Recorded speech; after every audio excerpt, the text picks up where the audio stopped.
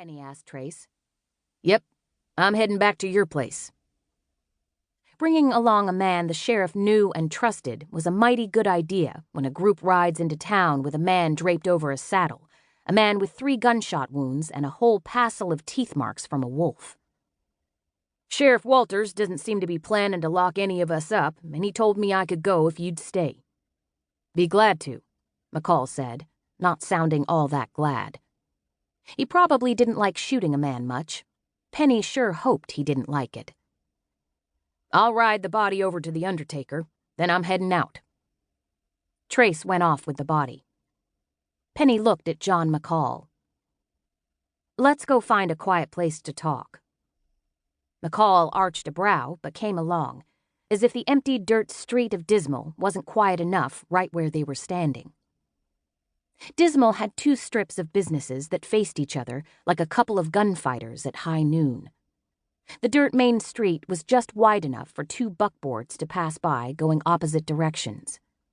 Probably 15 buildings in all, one ramshackle store after another, bare wood, hand-painted signs if the owner was ambitious, and plenty weren't. Half of them stood empty. Some had space between them, while most shared a wall. There were a few houses scattered here and there in the wide plain, set slap in the middle of mountains, woods, rocks, and a long stretch of wilderness. There was wealth to be had, a day's ride from here. In cattle, in timber cut from the dense forests, even in tourism because of the beauty of nearby Lake Tahoe.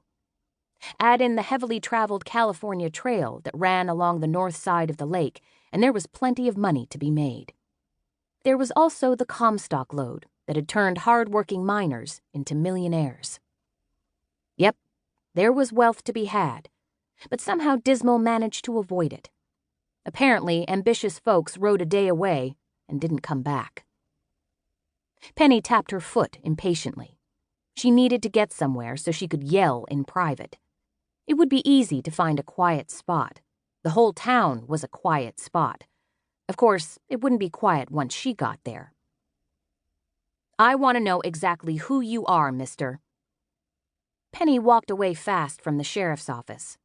Just as well she put some space between her and the law, in case this came to fists. She didn't want the sheriff mad at her in the event she was within a few minutes of committing a crime. McCall struck her as the type not to go and punch a woman, so who knew how tough she might be able to get. He kept up with no trouble. He was a long-legged galoot. Good enough looking, but she spent most of her life surrounded by men, so few of them impressed her much, especially when it came to looks. She'd learned long ago a pretty face didn't make up for a foul character. And how could this child-stealing varmint be anything but? "Where'd you get the blamed fool notion you've got any right to my nephew?" Penny had to admit they'd been busy, yet why had no one demanded some answers? She heard thundering hooves and turned to see Trace gallop off at top speed on his fleet-footed black stallion. He'd gotten shut of their prisoner, or what was left of him after he'd been chawed on by a wolf, then shot to death 3 times. That left her alone with this low-down coyote.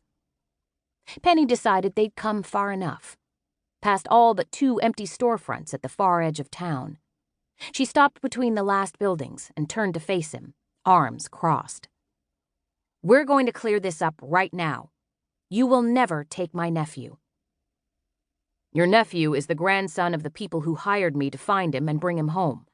They have a solid claim on the boy." "I know the Chiltons. I lived with Abe and Delia for 2 years, since before Ronnie was born.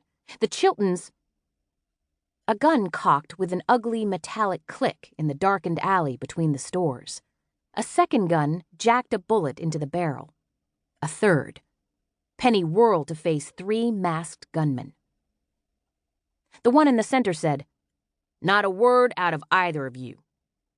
Penny gasped and stumbled back a step right into McCall. He slid an arm around her and pulled her back, getting one shoulder in front of her. "Freeze!" The middle outlaw extended his gun. "I only need one of you alive." McCall stopped. Penny felt him tense with frustration that he hadn't put himself fully between her and those guns.